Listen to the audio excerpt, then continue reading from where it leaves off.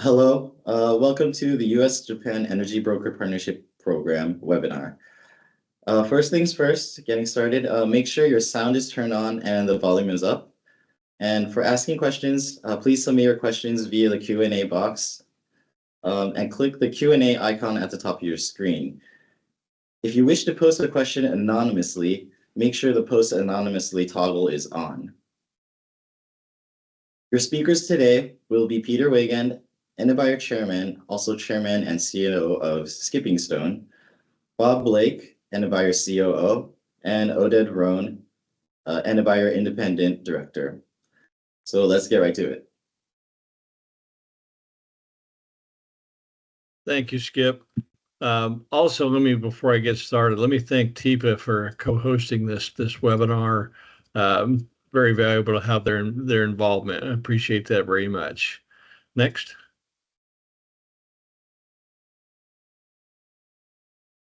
So I'm going to go through a bit of how the market in Japan works.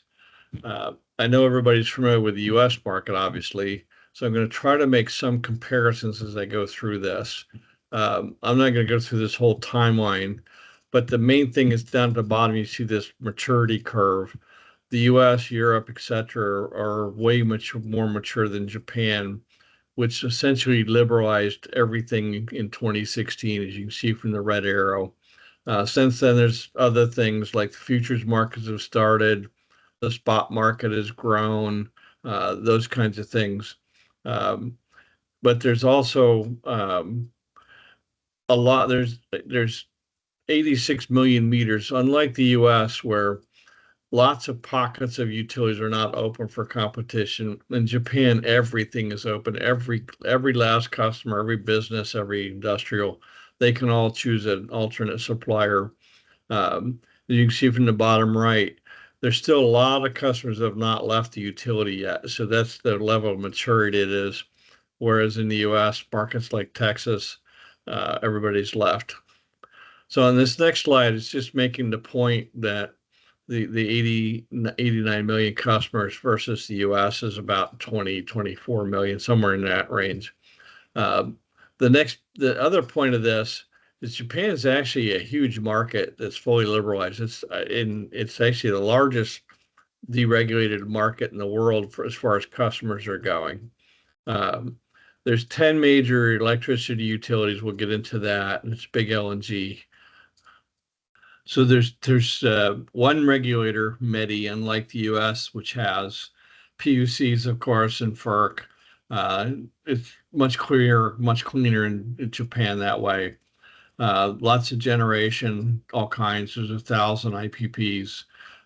There's 10 utilities. The one on the lower right, Okinawa, it's open, but nobody plays there. It's actually truly an island. I mean, Japan's an island, but Okinawa's a real island. There's wholesale markets, JEPIX, which is the spot, or as the U.S. we would call a real-time day ahead, unlike U.S. where it's part of an ISO, in Japan it's a separate market. Octo, which is more like an ISO. We'll get into what it does, but it's the capacity market. All the switching goes through Octo between all the utilities, kind of like ERCOT, where all the switching goes through ERCOT. All the switching goes through Octo. All the meter data comes through Octo from the different utilities. You don't need to connect to each utility, which is a lot cleaner. Meter data is all XML, unlike EDI, which is, we all know, lots of fun in the US. EPRX would be known as the balancing market. Also not part of the ISO, a separate market. And then you have JPX and EEX, both of them futures markets. So you have two different futures markets for electricity in Japan. There's about 700 and odd retailers in Japan. And a balancing group, it's kind of like a queasy in the US, if you will. And there's lots of traders, lots more of them coming. Next. So the market, I'm not going to go through this in detail. You can, when you get the presentation, you can, but I'm going to kind of equate this to US markets. It's kind of like ERCOT in that the retailer does the billing for the utility bill. So there's one bill for the customer, the utility. They don't have the Northeast POR market. That doesn't exist in Japan. So the retailers do the billing. You can buy supply from the spot market, JEPX, or bilateral, of course, or from a generator, etc.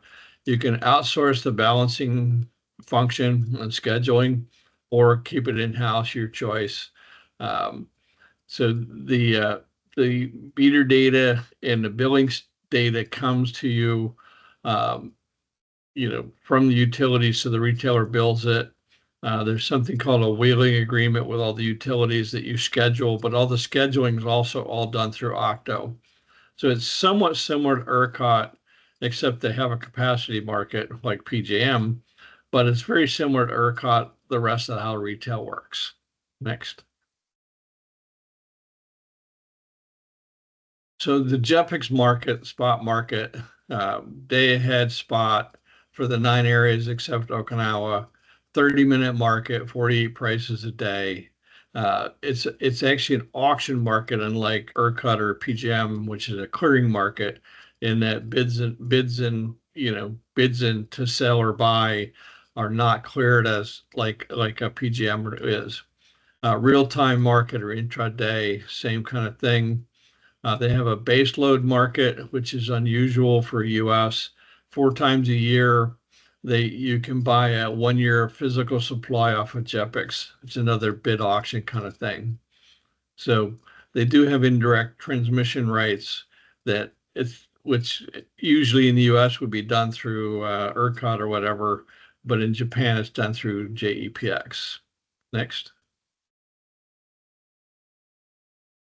So just like ERCOT or PJM, there are wild price swings in Japan, anywhere from 5 to 70 yen, which is kind of like US, anywhere from $20 to $180 is not unusual, or doesn't get to 8,000 like some places, but it's still you have the volatility of the spot market. Next.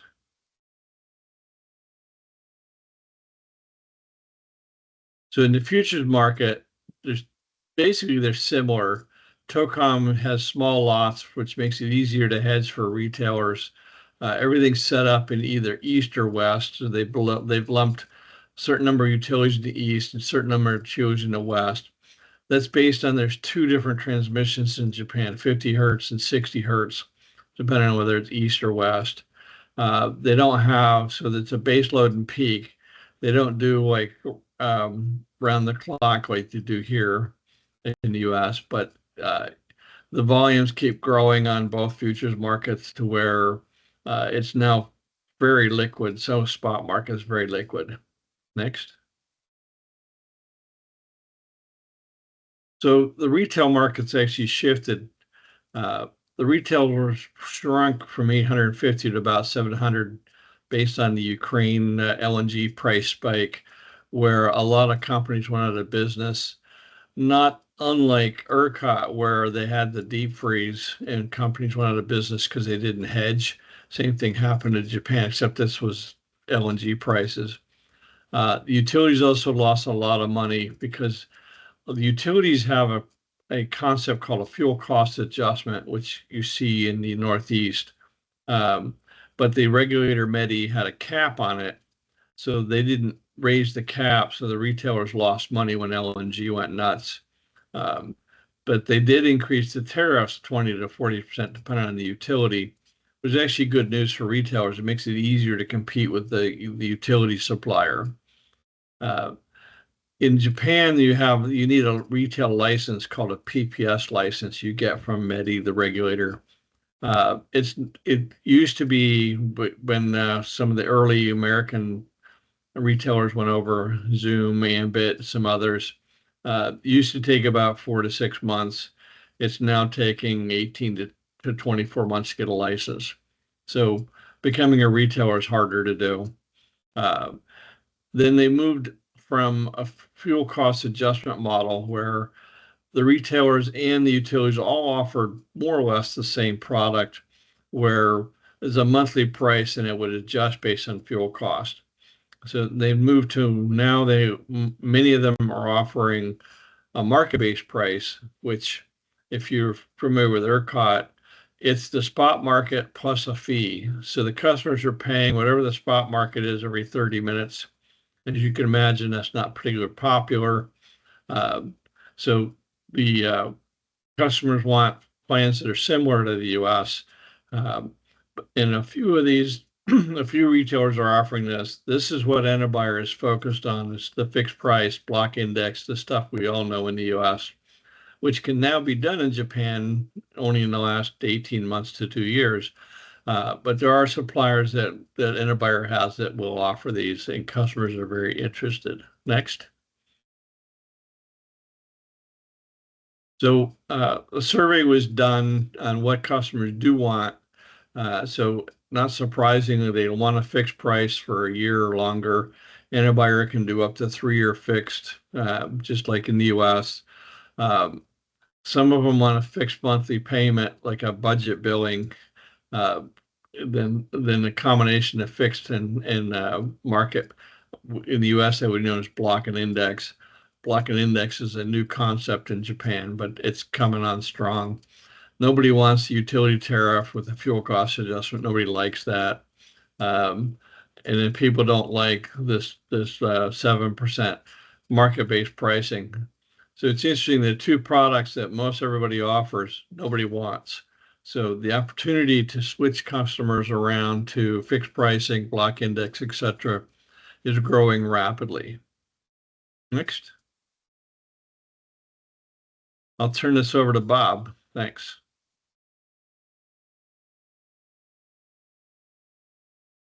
Thanks, Peter. Good afternoon, everyone. As Skip mentioned up front, I'm Bob Blake, COO of Entibuyer, and I'm going to talk about Entibuyer, introduce Entibuyer itself, talk about how procurement is done in Japan, and a little bit about the market structure. Okay, next.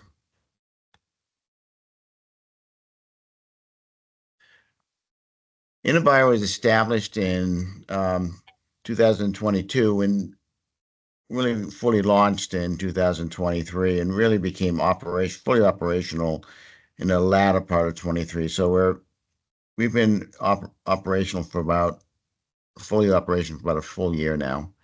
We're located in Tokyo, Japan, fully bilingual staff. Our primary focus is to provide advisory service to large and mid-sized businesses in the area of electricity procurement, energy price risk management strategies, PPAs and VPPAs, advisory to business customers, net zero solutions, vendor and supply invoice validation, very similar to most broker businesses in the US. So we're organized and as a typical broker. So in Japan, we refer to ourselves as an advisory business.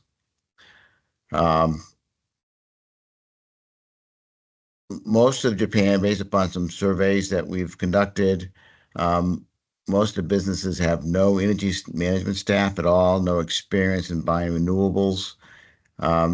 They don't have energy procurement experience because they haven't had to do it. A lot of these businesses are still with the utility company.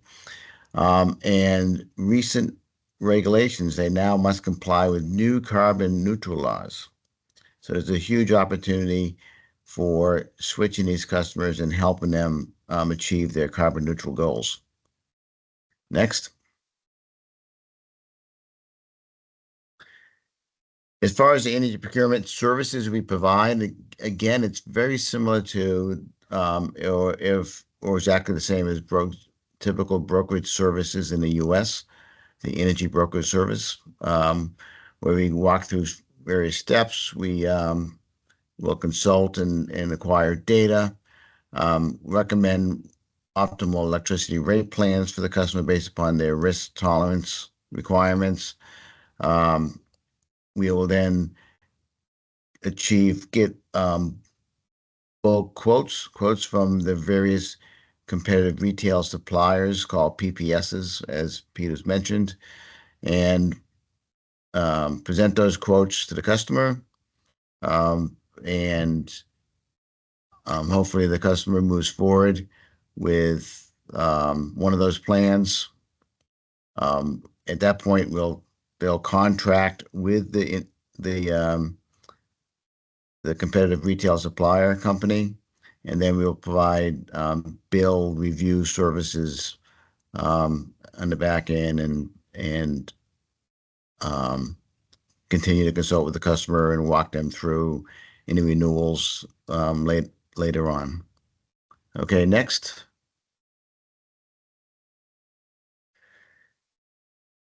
Also wanted to go over some of the renewable energy PPA, VPA procurement support services we do provide. Some more details here. We sit down with the customer. We understand what their strategy is, what their needs are. We'll introduce a number of PPA or virtual PPA opportunities to them, support them in contract draft and negotiation for those PPA contracts, and then we continue with the customer support after that. Next. We also work with the customers on their net zero solutions. These things include calculating the greenhouse gas for the reporting supports, help them with their TCFD, reporting, demand management, non-fossil fuel certificates, various things like that. A lot of these things are also typical in the US as well. You may be familiar with those. Okay, next. And the process that we do with the customer is, initially we will do the analysis like we talked about, execute an NDA with the customer and a customer authorization agreement, similar in the US. We obtain the electricity usage data, which is a lot easier in Japan than a lot of markets in the US, electric bills, etc. Through that process, we identify the customer's needs, what their goals are, the risk management goals, what their zero carbon neutral goals are, their renewable plans, and then formulate a plan with them to proceed forward. We help prepare the RFPs for the customer, obtain quotes from the various suppliers, whether they be PPAs or energy procurement retail, competitive retail supplier quotes. And we continue to provide them follow-up services, verifying invoices, provide them market information. And these processes are, I'm sure you're very familiar with these processes in the US. They're very similar in Japan as well. Next. We utilize many of you probably use a broker system. Some of you might use the Edge on Demand system. We have a Japan version of that system, the Edge system. And I'm sure most of you are familiar with the types of functions these systems have. It's got the CRM function, contracting function, RFP, management process, sales tracking, reconciliation and commission processes. And we utilize this in our business. It's been converted to work in Japan with the language, utilizing yen and units in Japan type of units. Next. The the number of the competitive retail suppliers that we work with and have a number of products, pricing products we can offer. They can offer the customers. The most common one that most customers are interested in is the fixed price full requirement products that our retail suppliers offer. There could be anywhere from 1 to 3 year contracts. There are also block and index pricings available. There could be a cap or floor added to an index price. It could be a fixed price for 1 year just on a fixed volume of electricity, similar to products in the US. We have structured fixed price menus. Also, our suppliers we work with can offer a monthly variable price with a cap and a floor on those prices. And these are all really depend upon what the customer's risk management requirements are, and what their tolerances are, and what they're looking to seek to achieve. Currently, Buyer is the only broker in Japan that's offering customers hedge-in price plans.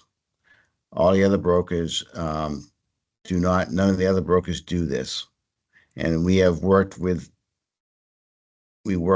all the competitive retail energy suppliers, the PPSs that offer these type of price plans.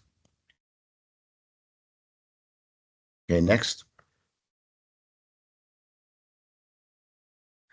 There's the renewable PPA opportunities in Japan are growing rapidly.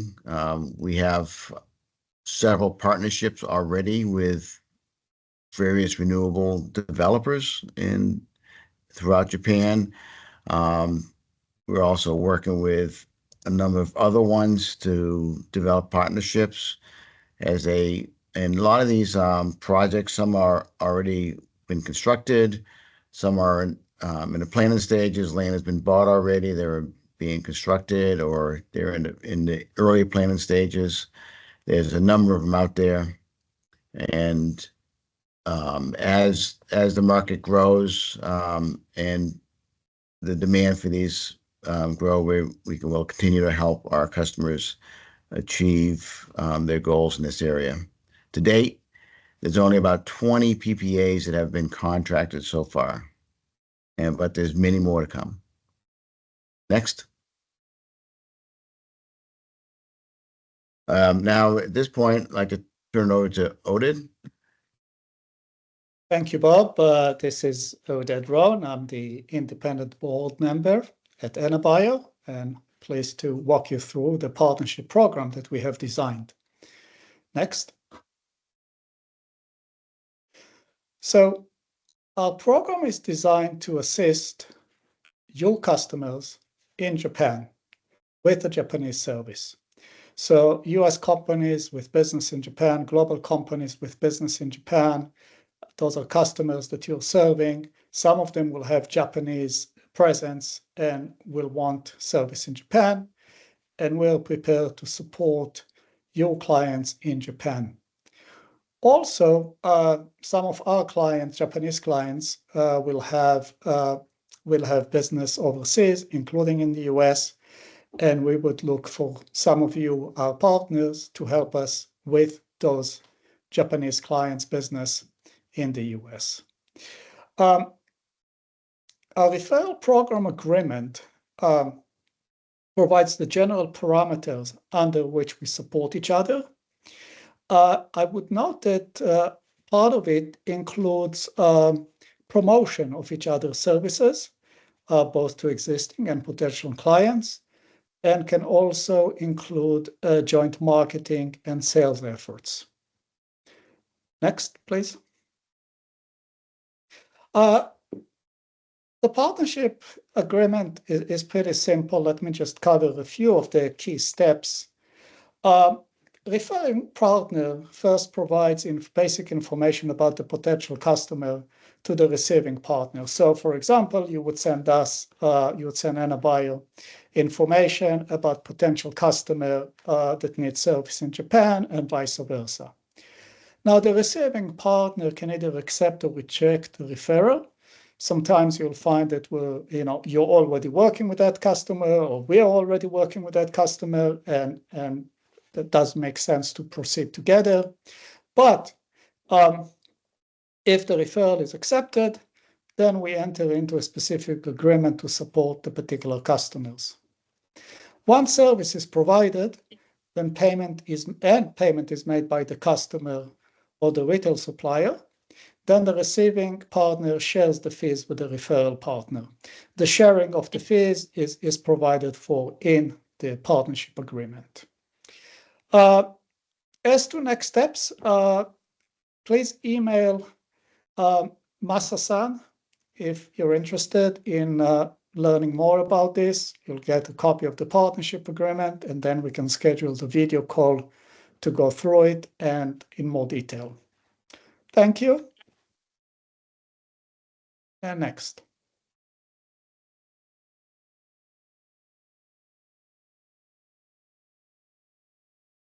All right, thank you. Next, we'd like to move on to the Q&A session.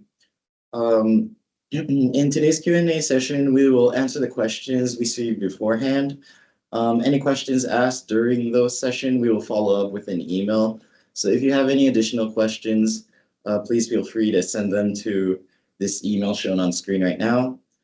We'll also be sending a copy of the presentation to all of the attendees after this webinar is over. So I think this first question we have is for Oded. For service in Japan, will Anabuyer expect to enter into a direct agreement with other clients' Japanese subsidiary, or will Anabuyer serve as a subcontractor to us? So that is a great question, and I think we are flexible in terms of the contracting arrangement. Really depends on the customer's need, the type of relationship that already exists, and other such factors. But we can work through it either way.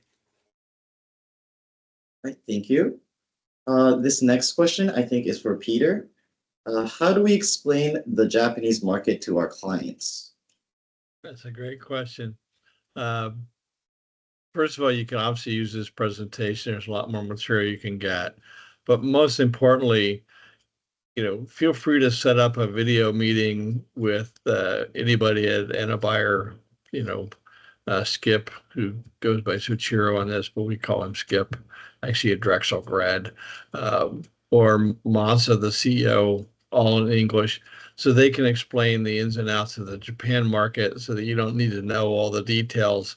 Same goes the other way. If you've got a Japanese client with US location, Anabuyer is going to get you on a video call with them, and you can explain the intricacies of ERCOT or PGM or wherever their locations happen to be. So we're not expecting you to be trained up on become experts on Japan, just like Anabuyer is not going to become experts on the US. All right, thank you. This third question, I think, is again for Oded. What sort of agreement is involved with this program? So the partnership agreement is pretty straightforward, maybe 2 or 3 pages. Again, you can get a copy of the agreement by emailing Skip and asking for it, or Masa-san, the CEO. And once you have it, we were happy to go through it and discuss the details. Thank you. Our next question, what if some of the client documentation is in Japanese? How does that work? I think this is a question for Bob.